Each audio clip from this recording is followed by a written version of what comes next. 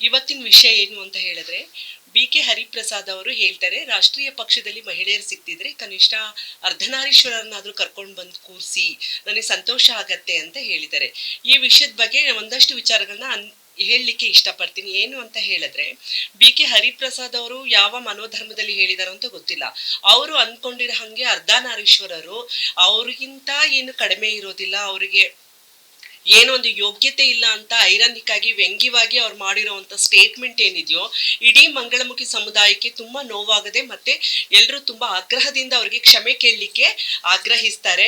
ಯಾಕೆಂದ್ರೆ ಅವ್ರು ಮಾಡಿರೋವಂಥದ್ದು, ಅವ್ರು ಮಾತಾಡಿರೋವಂಥದ್ದು ಈ ಸಮುದಾಯ ಯಾವತ್ತಿಗೂ ಕ್ಷಮಿಸೋದಿಲ್ಲ. ಅವ್ರು ಹೇಳ್ತಾರೆ, ಮಂಗಳಮುಖಿಯರು ಅಂತ ಹೇಳಿದ್ರೆ ಅವ್ರು ಯಾವುದಕ್ಕೂ ಅನ್ಫಿಟ್ಟು, ಅನ್ಲಾಯಕ್ಕು, ಅವ್ರು ಯಾವುದೇ ಕೆಲಸಗಳನ್ನ ಮಾಡಕ್ ಆಗೋದಿಲ್ಲ ಅಂತ ಇನ್ನು ಅವರು 30-40 ವರ್ಷಗಳ ಹಿಂದೆನೆ ಇದ್ದಾರೆ. ಆದ್ರೆ ಅವ್ರಿಗೆ ಗೊತ್ತಿಲ್ಲ, ಇವತ್ತು ಅವರು ನಮ್ಗೆ ಏನಾದ್ರೂ ಅವಕಾಶಗಳು ಸಿಕ್ಕಿದ್ರೆ ಅವ್ರದೇ ಪಕ್ಷದ ಅಧ್ಯಕ್ಷರಾದಂತ ರಾಹುಲ್ ಗಾಂಧಿ ಅವ್ರಿಗಿಂತನೂ ನಾವು ಅವ್ರ ಪಕ್ಷನಾಗ್ಲಿ ಅಥವಾ ಅವರ ಕಾರ್ಯಕ್ಷಮತೆಗಿಂತ ನಾವು ತುಂಬಾ ದಕ್ಷತೆಯಿಂದ ಆಡಳಿತವನ್ನ ನಡೆಸ್ತೇವೆ ಅಂತ ಹೇಳಿ ಹರಿಪ್ರಸಾದ್ ಅವರು ತಿಳ್ಕೊಬೇಕಾಗತ್ತೆ. ಅವ್ರು ಯಾವ ರೀತಿಯಾಗಿ ಈ ತರ ಆಲೋಚನೆ ಮಾಡ್ತಾ ಇದ್ದಾರೋ ನಮಗೆ ಗೊತ್ತಾಗ್ತಾ ಇಲ್ಲ.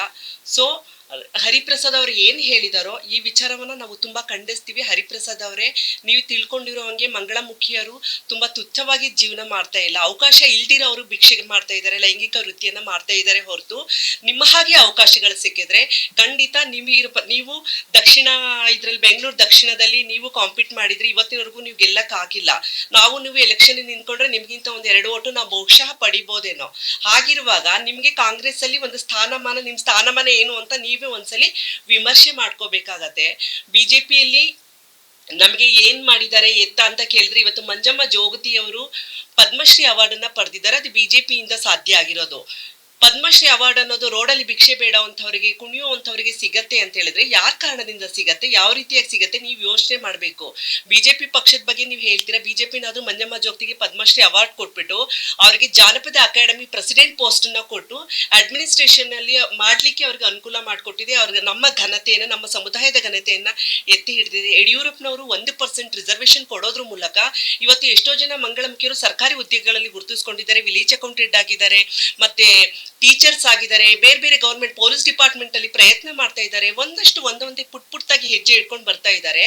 ಆದ್ರೆ ನಿಮ್ಮ ಕಾಂಗ್ರೆಸ್ ಪಕ್ಷ ಯೋಚನೆ ಮಾಡಬೇಕು, ನಿಮ್ಮ ಕೊಡುಗೆ ಏನು ಈ ಸಮುದಾಯಕ್ಕೆ. ಇವತ್ತು ನಮ್ಮ ಹೆಸರನ್ನು ನೀವು ತೆಗೆದುಕೊಂಡಿದ್ದೀರಾ ಅರ್ಧನಾರೀಶ್ವರರು ಅಂತ ಹೇಳಿ.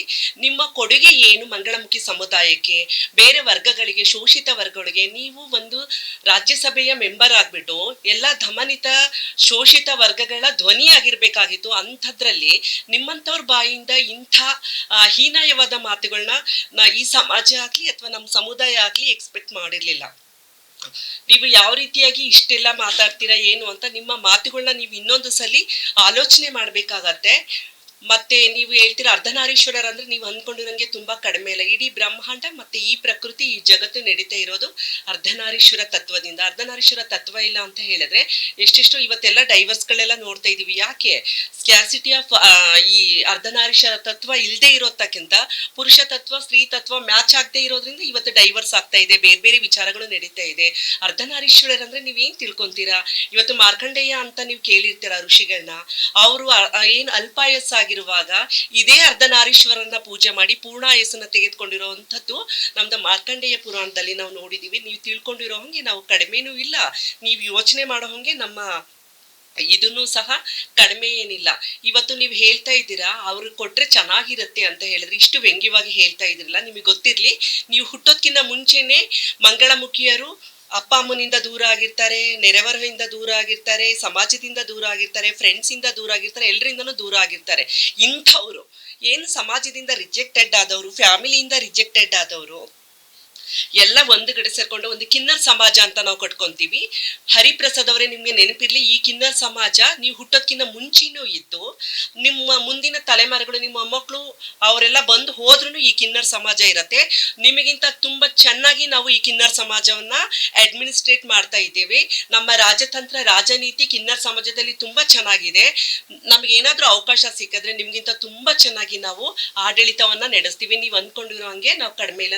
ನಾವು ಮನುಷ್ಯರಿ, ನಾವೇನಾದ್ರೂ ಬೇರೆ ಕಡೆಯಿಂದ ಬಂದಿದೀವ ಅಥವಾ ನಾವೇನ್ ಅನಿಮಲ್ಸಾ? ನೀವು ಈ ರೀತಿಯಾಗಿ ಹೇಳೋವಂಥದ್ದು ನಿಮ್ಮ ರಾಜಕೀಯ ಕೆಸರಾಟಕ್ಕೆ, ಮಂಗಳಮುಖಿಯರನ್ನ ಬಳಸ್ಕೊಳ್ಳೋ ಅಂಥದ್ದು, ನಮ್ಮನ್ನ ಇಟ್ಕೊಂಡು ನೀವು ರಾಜಕೀಯ ಮಾಡೋ ಅಂಥದ್ದು ಎಷ್ಟು ಮಟ್ಟಿಗೆ ಸರಿ? ನೀವು ರಾಜ್ಯಸಭಾ ಮೆಂಬರ್ ಆಗಿ ನಿಮ್ಮ ನೈತಿಕ ಪ್ರಶ್ನೆಯನ್ನ ನೀವು ಮಾಡ್ಕೋಬೇಕಾಗತ್ತೆ. ನೀವು ಹೇಳಿರೋವಂಥದ್ದು ತುಂಬಾ ಖಂಡನೀಯ ಅಪರಾಧ, ಅಕ್ಷಮ್ಯ ಅಪರಾಧ. ನಿಮ್ಮ ರಾಜಕೀಯ ಜೀವನದಲ್ಲಿ ಈ ಒಂದು ಮಾತು ಕಪ್ಪು ಚುಕ್ಕಿಯಾಗಿರತ್ತೆ. ಇದನ್ನು ಯಾವತ್ತೂ ನೀವು ಅಳಿಸ್ಲಿಕ್ಕೆ ಸಾಧ್ಯ ಇಲ್ಲ. ನೀವು ದಯಮಾಡಿ, ನಾವು ಆಗ್ರಹಕ್ಕೆ ಬರೋದಕ್ಕಿಂತ ಮುಂಚೆ ದಯಮಾಡಿ ನೀವೇ ಕ್ಷಮೆ ಕೇಳಬೇಕಾಗತ್ತೆ. ಇಲ್ಲ ಅಂತ ಹೇಳಿದ್ರೆ ಬೇರೆ ರೀತಿಯಾದ ಹೋರಾಟವನ್ನ, ರೂಪುರೇಷೆಯನ್ನ ನಾವು ಮಾಡ್ಬೇಕಾಗತ್ತೆ. ಆಲ್ರೆಡಿ ಕರ್ನಾಟಕ ರಾಜ್ಯದಿಂದ ಎಲ್ಲರೂ ನಮ್ಗೆ ಫೋನ್ ಮಾಡ್ತಾ ಇದ್ದಾರೆ ಮೂಲೆ ಮೂಲೆಯಿಂದ. ಈ ರೀತಿಯಾಗಿ ಹರಿಪ್ರಸಾದ್ ಅವ್ರು ಮಾತಾಡಿದ್ದಾರೆ, ಇದ್ರ ಬಗ್ಗೆ ನಾವ್ ಏನ್ ಮಾಡೋಣ ಅಂತ ಹೇಳಿ. So we are waiting for your ಇದನ್ನ ನೋಡ್ತಾ ಇದ್ದೀವಿ. ನೀವು ದಯಮಾಡಿ ಕ್ಷಮೆ ಕೇಳಲೇಬೇಕಾಗತ್ತೆ. ಇಲ್ಲ ಅಂತ ಹೇಳಿದ್ರೆ ನಾವು ಬೇರೆ ರೀತಿಯ ಹೋರಾಟಗಳನ್ನ ರೆಡಿ ಮಾಡ್ಕೊಳ್ಬೇಕಾಗತ್ತೆ. ಒಂದು, ನೀವು ಇನ್ನೊಂದು ಹೇಳ್ತೀರಾ ಮಹಿಳೆಯರಿಗೆ ಕೊಡಬೇಕಾಗಿತ್ತು ಬಿಜೆಪಿ ಪಕ್ಷ ಅಂತ ಹೇಳ್ತೀರಾ. ಬಿಜೆಪಿ ಪಕ್ಷ ಕೇಳೋದಕ್ಕಿಂತ ಮುಂಚೆ ನಾನು ನಿಮಗೊಂದು ಸಜೆಷನ್ ಕೊಡ್ಲಿಕ್ಕೆ ಇಷ್ಟಪಡ್ತೀನಿ. ನಿಮ್ಮ ಪಕ್ಷದಲ್ಲೂ ಸಾಕಷ್ಟು ಮಹಿಳಾ ಮಣಿಗಳು ನಿಮ್ಮ ಪಕ್ಷಕ್ಕೋಸ್ಕರ ಕೆಲಸ ಮಾಡಿದ್ದಾರೆ. ಲಕ್ಷ್ಮಿ ಹೆಬ್ಬಾಳ್ಕರ್ ಇರ್ಬೋದು, ಉಮಾಶ್ರೀ ಅವರು ಇರ್ಬೋದು, ಜಯಮಾಲಾ ಅವ್ರು ಇರ್ಬೋದು, ಇಷ್ಟೊಂದು ಜನ ಕೆಲಸ ಮಾಡಿದ್ದಾರೆ. ಇವತ್ತಿನವರೆಗೂ ಕರ್ನಾಟಕ ರಾಜ್ಯದಲ್ಲಿ ಮಹಿಳಾ ಮುಖ್ಯಮಂತ್ರಿಯನ್ನ ಮಾಡಿಲ್ಲ. ನೀವು ಮಾಡಿ, ನಿಮ್ಮ ಪಕ್ಷಕ್ಕೆ ನೀವು ಸಜೆಷನ್ ಕೊಡಿ, ನಿಮ್ಮ ಹೈಕಮಾಂಡ್ಗೆ ಸಜೆಷನ್ ಕೊಡಿ, ನಿಮ್ಮ ಸೋನಿಯಾ ಗಾಂಧಿ ಮೇಡಮ್ಗೆ ಸಜೆಷನ್ ಕೊಟ್ಬಿಟ್ಟು ಕರ್ನಾಟಕ ರಾಜ್ಯದಲ್ಲಿ ಪ್ರಪ್ರಥಮ ಮಹಿಳಾ ಮುಖ್ಯಮಂತ್ರಿ ನಿಮ್ಮಲ್ಲಿರೋ ಮಹಿಳೆಯರನ್ನ ಯಾರನ್ನಾದ್ರೂ ಮಾಡಿ, ನೀವು ನಿಮ್ಮ ಗರಿ ಏನಿದೆಯೋ ಮಹಿಳಾ ಮುಖ್ಯಮಂತ್ರಿ ಮಾಡಿದಂತ ಗರಿಯನ್ನ ನಿಮ್ಮ ಕಿರೀಟದಲ್ಲಿ ಇಟ್ಕೊಂಡು ಬೇರೆ ಪಕ್ಷಗಳಿಗೆ ಆ ರೀತಿಯಾಗಿ ಒಂದು ಏನು ಸಕಾರಾತ್ಮಕವಾಗಿ ಒಂದು ತಿಳಿ ಹೇಳೋವಂತ ಕೆಲಸವನ್ನ ಮಾಡ್ಬೋದು. ಸಾಕಷ್ಟು ಜನ ನನ್ನ ಫ್ರೆಂಡ್ಸ್ಗಳು ನಿಮ್ಮ ಪಕ್ಷದಲ್ಲಿ ಸಾಕಷ್ಟು ಜನ ಕೆಲಸ ಮಾಡ್ತಾ ಇದ್ದಾರೆ. ಅವರಿಗೆ ನಿಮ್ಮ ಪಕ್ಷ ಯಾವ ಸ್ಥಾನಮಾನ ಕೊಟ್ಟಿದೆ, ಯಾವುದೋ ಒಂದು ಕಮಿಟಿಯಲ್ಲಿ ನಾಮಕಾವಸ್ಥೆಗೆ ಒಂದು ನೇಮ್ ಅನ್ನ ಕೊಟ್ಬಿಟ್ಟು ಅವ್ರನ್ನ ಸುಮ್ನೆ ಕೂತಿದ್ದೀರಾ.